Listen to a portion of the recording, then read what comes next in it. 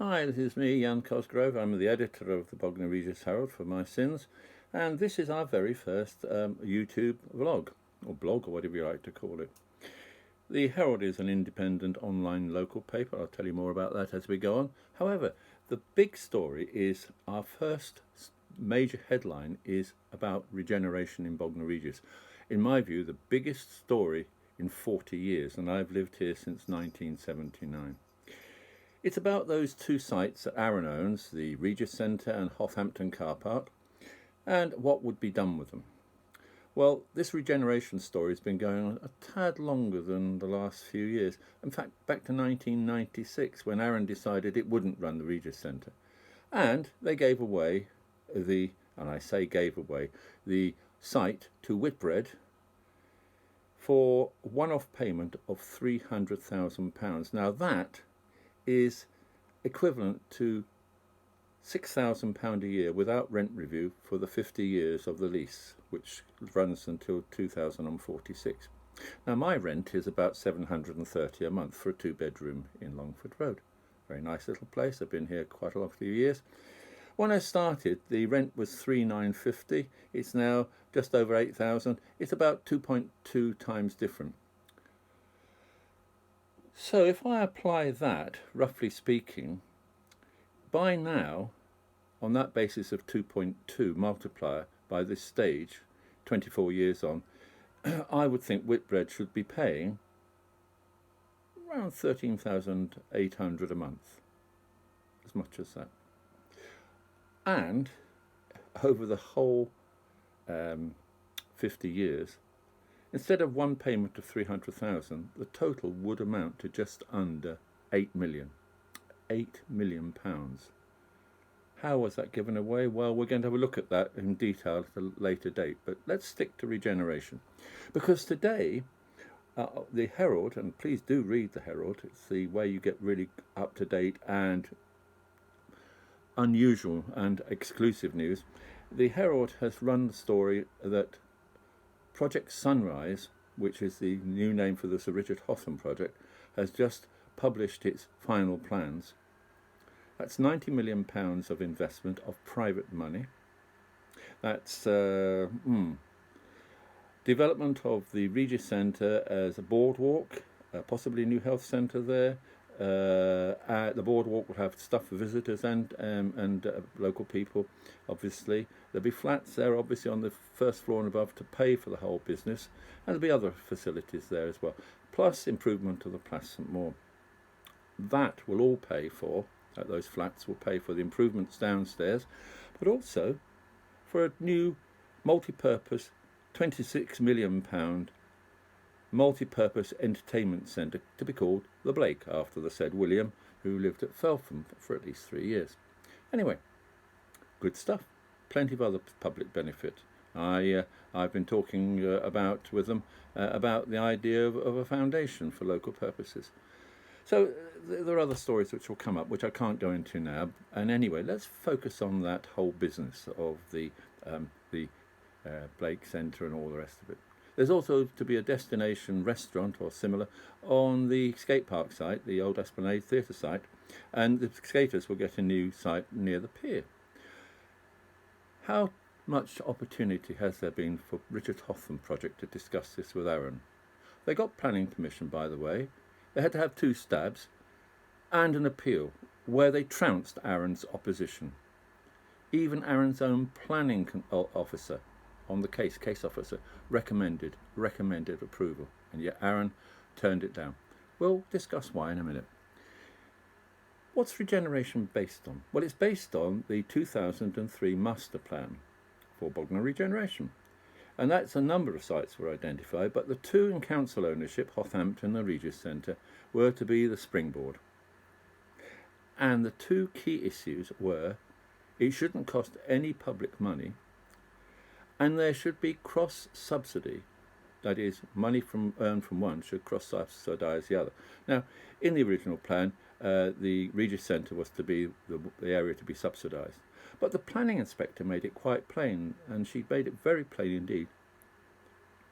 The Richard Hotham scheme fulfills the main objectives of the master plan. That is, it's to be a cross-subsidy job and a genuine regeneration.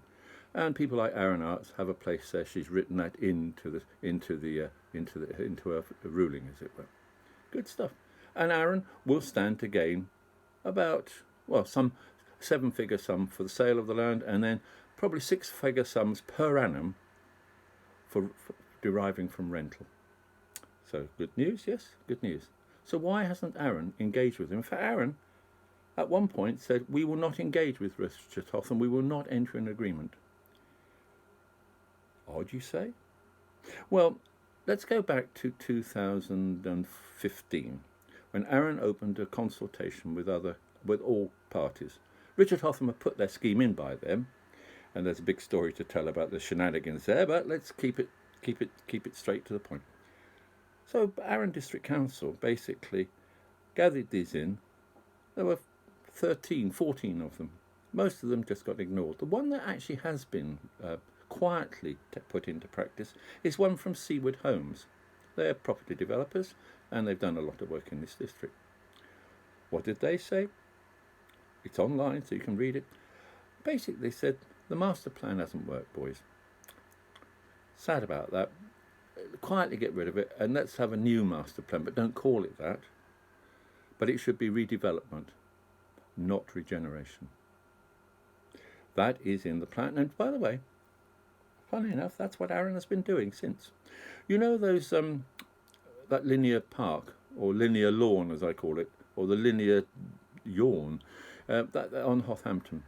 If you read Arun's own background papers, it was all very well, but actually what it was about, and I'm glad it was abolished because of local opposition through a town electors meeting in which I had a hand, it was about upping the value of 2 plots of land on the car park. For what? 2 blocks of private flats. There you go. And the recent debate with Whitbread about a new site for them, well, that's also in the same issue. We'll move Whitbread off one part of the site, Regis Centre site, to another, and satisfy them there. And we'll have piecemeal development there. That isn't what regeneration was about. It can't be. Now, this business about public money. Well, if Arun wasn't willing or much able to put up public money in 2003, I wonder what his position is now. Well, let me tell you. It was rumoured that Arun was 3 million adrift and the government would put in half of that, thereabouts.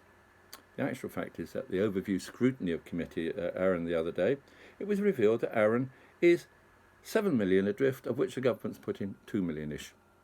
So 5 million net adrift. 5 million. And the 8 million they didn't get off Whitbread. Makes you think. There's another story about 7 million they didn't get, but you can come back to another story. I've got tons of them about Arun, and we'll talk about it. What seems to be the problem? 1 is misinformation. 2 is hidden agendas, and that the officers at Arun run the show and have done for far too long. That's my view, and I've been a councillor. I've seen it. I saw it at Whitbread. I've seen it all the way through. The senior paid officers do the running of the show, and I'm afraid the councillors, including the cabinet members, do the parrot talk. So is that going to change? Well, having got into opposition, although they're now the largest party, the Conservatives have suddenly decided, hey, let's be in opposition. They actually said it. Let's be in opposition. And what have that meant? Well, they put up a resolution on this Wednesday, which says, never mind the past, let's get on with regeneration, and let's talk to Richard Hotham and others. And that seems to have a lot of support, certainly amongst the 21 Conservatives, and I suspect amongst some independents, and maybe some Lib Dems. There's lots of rumours flying around. We shall see. I will put up, and the Herald will put up, the link to that meeting on Wednesday, coming the 16th. It'll start at 6:30. We'll carry that, and I might even have a live commentary afterwards. You may be so lucky. Anyway, I'm really, really pleased because I've had a little hand in it here and there, and I'm quite pleased the way things have gone. Herald has consistently supported the Richard Hotham project, not because I get anything from it. I've had one advertisement from them in 5 years, and that was right back at the beginning.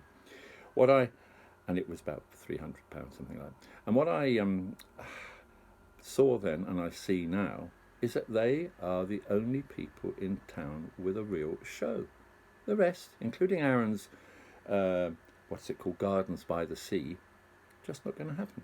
By the way, Gardens in the Sea, it's something that was never going to happen. I've been told that right from inside the council by a senior member of staff, or not. We'll see. Not a councillor, any. So,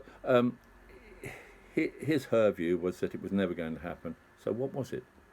And anyway, in these climate change days, I would have thought in a few years it was Gardens in the Sea or the Dome under the Foam.